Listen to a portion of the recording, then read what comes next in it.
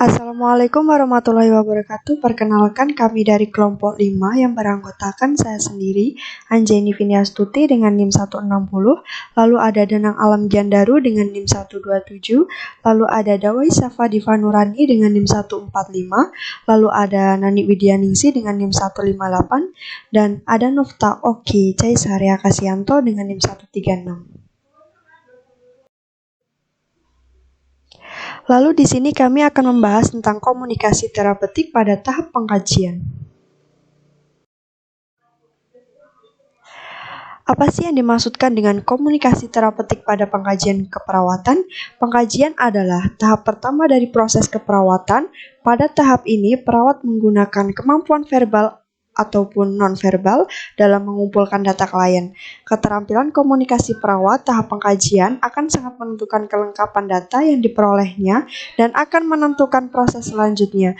Perawat juga harus mempertahankan sikap terapeutik lain, yaitu mempertahankan kontak mata, mendekat dan membungkuk ke arah klien, serta mendengarkan jawaban klien dengan aktif.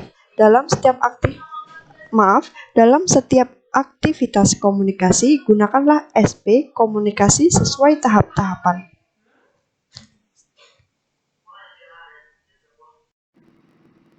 Fungsi komunikasi terapeutik. Komunikasi terapeutik dapat digunakan sebagai terapi untuk menurunkan tingkat kecemasan pasien atau meningkatkan rasa kepercayaan pasien terhadap perawatnya. Dengan pemberian komunikasi terapeutik diharapkan dapat menurunkan tingkat kecemasan pasien, karena merupakan kesempatan untuk berbagi pengetahuan, perasaan, dan informasi dalam rangka mencapai tujuan perawat yang optimal sehingga proses penyembuhan akan lebih cepat.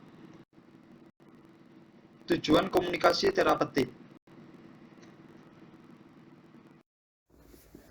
Baik, untuk yang selanjutnya di sini ada tujuan komunikasi terapeutik. Nah, tujuannya di sini untuk menegakkan hubungan antara petugas kesehatan dengan pasien atau klien. Lalu untuk mengidentifikasi kebutuhan pasien yang penting atau centered goal dan menilai persepsi pasien terhadap masalahnya. Selanjutnya, yang ketiga itu ada bentuk komunikasi dalam pengkajian. Adapun bentuk yang digunakan perawat pada tahap pengkajian dari proses keperawatan ini adalah ada wawancara atau interview.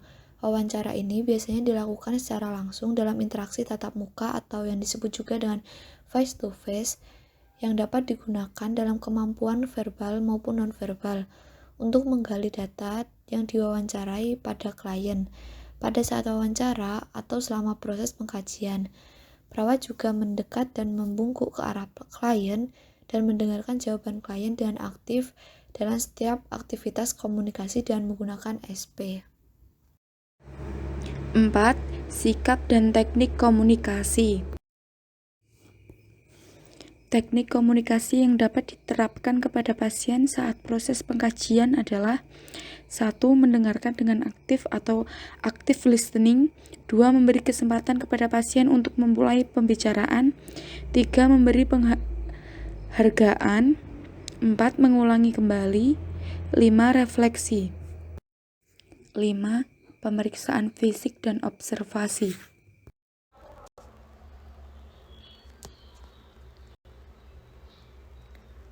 Komunikasi yang digunakan perawat pada saat perawat melakukan pengumpulan data melalui pemeriksaan fisik adalah dalam rangka meminta izin klien, memeriksa, memfokuskan pemeriksaan yang dilakukan sesuai dengan keluhan dan petunjuk yang diberikan klien.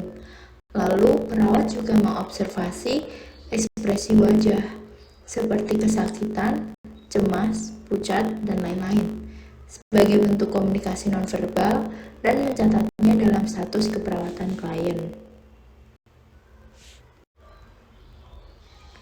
6. Pengumpulan data dari dokumen lain.